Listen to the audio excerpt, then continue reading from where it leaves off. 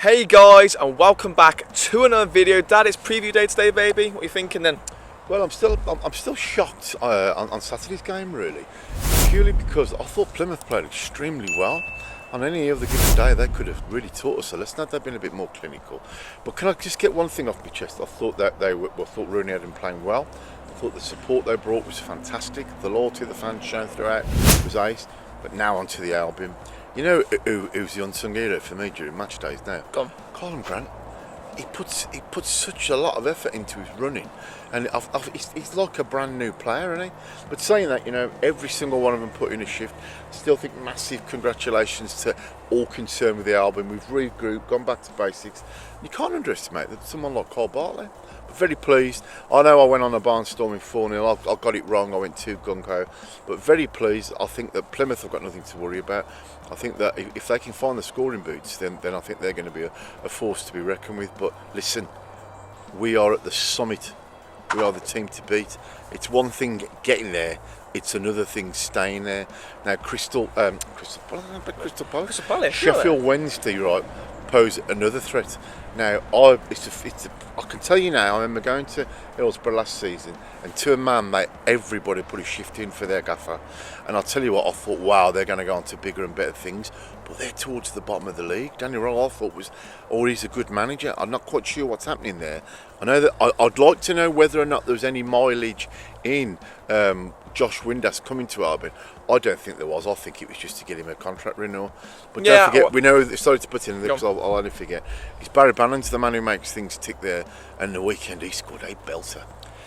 Well, yeah, I think we'll go first across onto the Plymouth game. I thought overall it was probably a decent performance. I know people are saying, like, for example, on Twitter and in the comment section, for example, they weren't impressed overall and thought that Plymouth were probably worthy of the point. But as I said to you in the video, good size, even though they didn't perform well, they get the win. And for example, as you said in the video, if those 3 shots that hit the post go in, it's 4-0 win. Yeah. Again, it just goes to show how fickle you can be, because I was slating Chris Swifty recently. I watched him play. I really focused on him. He does do a lot of work that goes unnoticed, you know. And don't forget, one of them 3 woodwork shots was Swifty. I'm just very pleased we are where we are, Dan. I know, okay, we can't steamroll everybody, but listen. Yeah, but we're top of the league. We're top of the league. We are top of the league, guys. I mean, what were your thoughts on the weekend's game against Plymouth? I thought overall it probably was a good performance, and to be fair, at points it was nice to see the Hawthorns with a bit of atmosphere to it, I thought. Yeah, actually, it's well said, that is as well. Isn't it nice for Albion to be associated with top of the league, to be associated with the top goal scorer, 6 goals in 6 games? That's right for Magic, yeah. I just think everything's going. I think that's what we were missing last season. I feel the game probably would have been 0-0 if we didn't have the like of Magic, who can realistically put the ball in the back of net when we need him to. Yeah. You know what I mean? It just goes to show. I know you can't go back, but I'm going to very quickly. What would have happened last season if we'd have had a fully fit Magic? Yeah, but you see from the difference of quality from last season to this season. Last season there was so many more teams who you thought, right, than the Leicesters and the Leeds last season, for example, and the Ipswiches, who you thought, yeah, they're going to be up there. Southampton as well, you can't forget them. But then overall in the performance again, that I thought Rasic put in a good shift coming in from Malumbi. What are your thoughts on that one? There's no one like Malumbi. I think I think to play, if you were to play against Malumbi, I bet he's on your ankles every minute of the. I think we greatly missed him, if I'm going to be open. Yeah, I think we did. Well, I can see where you're coming from there. I personally think with the Rasic sign that we've made, don't get me wrong, he's good. He's a really good player, and I feel like with Rasic, he is a lot like Yok. I think you play some of those passes, you think, go on, if he pulls that off, one unbelievable that is outside the boot, curling it around, switching the play, and you're thinking, wow, he's a talented player. And of course, even though you weren't overly impressive for Mullen, because maybe done a better job, he got an assist to his name. Oh yeah. Listen, you're not going to get any complaints from me. I just think that we're the only people who are going to make, how can I put it, give the opposition something would be the Albion. I think that, you know, it's all about expectation for me now. You can't be too critical of Albion. Well, listen, we're top of the league, we're winning. Some people are still moaning. I mean, look, another clean sheet for Palmer. Yes. Another clean sheet for Palmer. Another goal for the Sin. Listen, people are doing the jobs. They are. I think that the team spirit will is the key to me. You can see they're in it all together, and that's been, for me, that's been missing for a long time. It has been missing, and I think I said in many videos before, it's nice to see players come off the bench thinking to yourselves while they make a difference. We've never had that luxury. We haven't. And another point I'm going to make to your viewers right now is, do you feel like the loss of Yok has made us a better team? Yes, and I do. It is a really good opinion, because I want to see what you think, guys. But I feel like when Yok was here, don't get me wrong, he probably was We were playing to the Yok's best player. strengths. We were playing to Yok's strengths, and as you always said to me, he won a 90-minute play, and you're thinking, hold on, if he goes off, who are we going to bring on? And sometimes Malumbi was injured, and Envia wasn't really up to the standard, in my opinion. And with Yok, I felt like he was a Rolls Royce of a player, but slowed the play down a bit. Malumbi's got a bit of energy to him, and it adds to it quite a lot. There were times when I thought Yokushlu was probably head and shoulders above a lot of players, and he was probably Premier League quality. However, you are right, he had to slow things down and play to his strengths. But you ain't going to get me a negative thing about from me. Oh no, I thought it was amazing. Listen, he opened stuff up. But however, now I think there's a bit of a freedom about the team. I think the midfield, he's getting his own stamp. And I think it's on a bit of that. confidence in Hegem. I thought Hegem again played really well. There wasn't anyone who I thought play was off par for, and I thought everyone who came off the bench played really well. Especially, I thought Lewis Dobbin played alright when he came on. He looked alright. I'll tell you something. It's almost as if we're not relying on one particular player. Everybody's got something to bring, and they have. And I think beforehand, may have been the confidence, may have been that they were too afraid to make a mistake under Yok. You just don't know.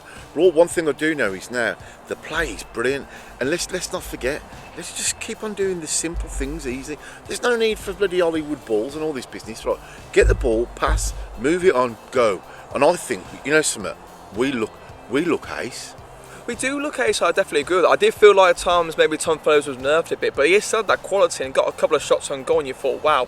I'm not having you slate Tom Fellows. I'm not saying at all. I thought in the game, this is the only thing I was thinking to myself. I'm not saying I'm right here, but I felt like at points where Tom Fellows was nerved a bit, we didn't seem like we were as threatening, if you get what I mean. And I thought they did a really good job on him in that first half. In the second half, he didn't really seem as much. It's something that he's going to have to get used to, because he supplies the ammunition. He's an amazing player. Let's not forget, right? I remember watching him the weekend. He's one of the only players I see put his head down, dribble, looks up, see what's available. Puts it in. Yeah, but with that comes. I thought to myself, I bet Rooney says, right, he's on the verge of a proper full international. He's the danger man. He'll get better. Listen. Oh, I'm not saying a bad game. I'm not having you slate Tom Fellows. I'm not. It's one of our own. It's what? No, I know what you mean. But listen, I think he's ace. I'm not saying a bad game at all. I just thought they did a really good job to nerf him. And when they nerf him, you saw lots of Granty getting into the game, which I really like to see. And it is chances. It's almost as if Fellows that's where players need to step to the plate. X can do it. It's great to see. It's really great to see. Grady can do it. But I'll tell you. And I've got a stat for you quickly. I'm pretty sure I saw this on Twitter earlier. Carlos Corberán, he's managed over 60 games or more for the Albion. What's his win ratio? I told us earlier. It's about 65, 70%. I think it was 49%, something like that, which is really, really good. Pretty much, I think, the best in our history for managers who have actually managed over 60 games for the club. But we're going to move on to Sheffield Wednesday now, guys. We've gone on a bit, but going on to that game, they're third bottom, as you've said. Surprised me where they are. It hasn't. I think Wednesday fans, if you are watching, what is the problem at the moment? I just feel like with Wednesday at the moment, they've got a good little team, but they're now getting found out, and of course they're getting unlucky here and there. Like for example, the QPR game, I thought they were unlucky. They felt that a last-minute scramble, and they've let it in to drop pretty much 3 big points, and they've dropped 2 of them. And then I think Luton had the quality, and they're always going to get that win because they've got the bounce against Mill, and they're thinking, right then, they're away from home, and they win the lead, for example, Sheffield Wednesday. So they haven't been the worst start to the season. I know it shows differently in the table, but for me, it's going to be a really hard game, especially when we went last time there. You can see the atmosphere. I think I'll put a clip on the screen now.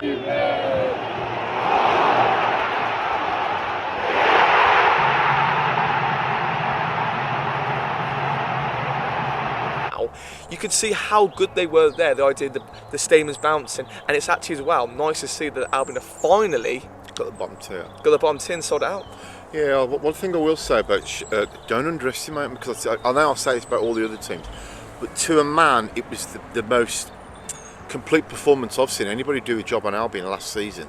That every single player, it's almost as if gave every ounce of effort they had, and I think don't get lulled into it. It's early days. It is early days. I've watched some of the Wednesday games. We watched the Plymouth game and they look ace. They've been unlucky. Now at the moment, Rob, we've got luck on our side. right? We've got fitness on our side. We've got team spirit on our side. We've got clinical up. So listen, I'm still going for an Albion 2-1 victory. Oh, yeah. Yeah, but I'm not. I think that they've got such a loyal fan base. If they can do that one game, do it again. Bearing in mind they were dead and buried really last season, and I thought they'd got. And they didn't go, did they? No. They just. You're right. You are right with what you say, and I think in the game again it's going to be crucial the midfield because, as you said earlier, Barry Bannon is such a good player in my opinion for the championship. Take it away from him, he's an excellent player, and I think for Sheffield Wednesday, he's the pride and passion of Sheffield Wednesday, for example. He's the linchpin, isn't he? And I think they've got the players like your Jamal Lowe's, you've got your Josh Windasses, and your Valerie's at left back, right back, and you're thinking to yourself, there isn't really a weakness in their side, but I think with the form that we won away from home, Dad, 3 wins in a row away from home. What do you think on that one? I'm absolutely delighted. I'm thrilled. I mean, I'd love to think we go through that. I don't want to put the kiss in when it be the Invincibles. I don't think we will be. Imagine. I think it's going to be interesting how we do take defeat. We're going to get beat eventually, I know that. But for the time being, I'm quite happy to just be at the top of the table. Or even if we're not at the top, in and around, I think what we've done with the resources we've got, and I keep on saying it, the only major worry in my mind was the last time I felt like this was under the Roy Hodgson at the Albion, and I'm thinking, you know what, we've got something good here. Someone's going to ruin it. They're going to take the manager, and that's hope not. That is my biggest worry. Really but I would like to think that Carlos, right, although again he's been linked with Leeds and Everton, and I think Crystal Palace. But listen, I'd like to think that Carlos is the kind of chap, and I think he is, that will see through. Yes, I think with Carlos Corbin, of course, he signed that deal I think a year or so ago. It means nothing. I guess it does, but a $4 million payout, some teams maybe put away from that with the gamble they could take on him. I don't think he will go, if I'm honest, Dad. I mean, coming back to the game, like Danny Roll, for example, he signed a new deal, Sheffield Wednesday. What's happened there, Dan? I don't. Again, Somebody recently got the boot as well, didn't they? Talking about EFL managers.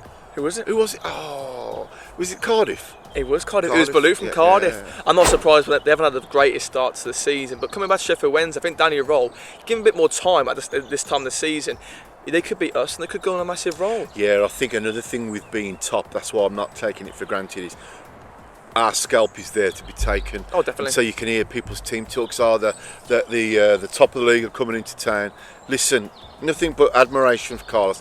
And I've got to keep on saying this. Behind the scenes, everybody's come together, haven't they? They have. Look what Shilly and Patel's brought. They have, and I think another player you got to watch out for is Masaba. I think he's an excellent winger, and I think that I'm pretty sure I saw someone on Twitter saying the stats he's had at the moment is a really good championship forward, and I think one of those players we got to watch out for because when we went there last time, we got dominated throughout. What an atmosphere, Dan. That's what I was saying earlier. I think we've got to be worried about that. I think if we can go to these places like Sheffield Wednesday, like Hillsborough, for example, and win there. Well, it'll be a good sign, won't it? And also, tell you what makes me laugh, I'm just thinking about it there, I know Beck's going to come in a minute, is wouldn't say banter, that Sheffield Wednesday was saying we're a much bigger club than Sheffield United, and you think, oh, I don't want to get in. Anyway, Beck, coming in. What's your prediction for you're going to Wednesday, aren't you? Yeah, she's going again. Hey! Come on, don't be shy. Because you're going to do a thing on the women's football at some stage, aren't you? Listen, tell me what you thought about the Albion's victory against Plymouth, and then what's your prediction for Wednesday, please? I thought we played well. I thought we were probably the better team. Oh, not probably, definite. I thought, yeah. You like Rooney, don't you? No. However, obviously those shots that we didn't get, we should have got. The 3. Well said. Yes. Well said. Yeah. That's the only Is criticism. there any player that stood out I'll for you in that game? Oh God. I put you on the spot there, aren't I? Yeah, I don't know. I think they all played well. You said to me, Josh Madge, didn't you? Yeah, because he scored. He was the first. You call him the scorer. magic man, don't you? Magic man. So come on then, stop waffling, stop avoiding Go it. say to the camera right now, what's your prediction? Sheffield Wednesday. Where are they in the table? They're third bottom. But it's early doors. And it's away from home, and we got done there. That's and you've got to get really early Saturday out your pit. 2-0. 2. Ooh, I like that. Okay. So what did I say? 2-1. You said 2-0. Big dog. Ooh, I think it's going to be a close one. I'm on the right lines with you here. I'm probably going to go for a 3-1 win to the boys. I'm going to go a bit more confident as well here today. The question is, Becca, and for the viewers, will this man here be drinking on a Saturday? Well, No. he claims he won't be, but I can't. No, find out. listen. There comes a time in every man's life, and I can't take it anymore. I'm a lightweight. But listen, I know what you're trying to do. Tonight is the night when he goes back to the land of La La. So we'll see what happens Friday night. Anyway, guys, here we go. Friday night, ladies and gentlemen, and Mr. Court, he will be drinking large amounts of something he shouldn't be. So let's just see what he looks like Saturday morning. We will. So we will. Listen, guys. Thank you so much as well for watching the videos as always, and we really do appreciate your support as well, 100%, especially on the Daniel. previews. We brought new to this season, and we really appreciate you watching, especially if you're sticking to the video right now. Don't we, Beck? Indeed. Yeah, tell you, that's on a closing note, very serious. Really do appreciate that, Dan. And I don't like all this business of like and subscribe, but we need it. Yeah, exactly. Because you know We what, really we're appreciate hoping your to go bigger and better and include the fans more. Listen, it means the world to us that you come up and say hello. It really does. Without the fans, we're nothing, are we? Exactly, 100%. So if you can, guys, make sure to like, subscribe, And leave your comments. which we really appreciate. Beck, About Becca as well. Keep it clean, keep it clean. Beck, What time is it, Beck? it's showtime!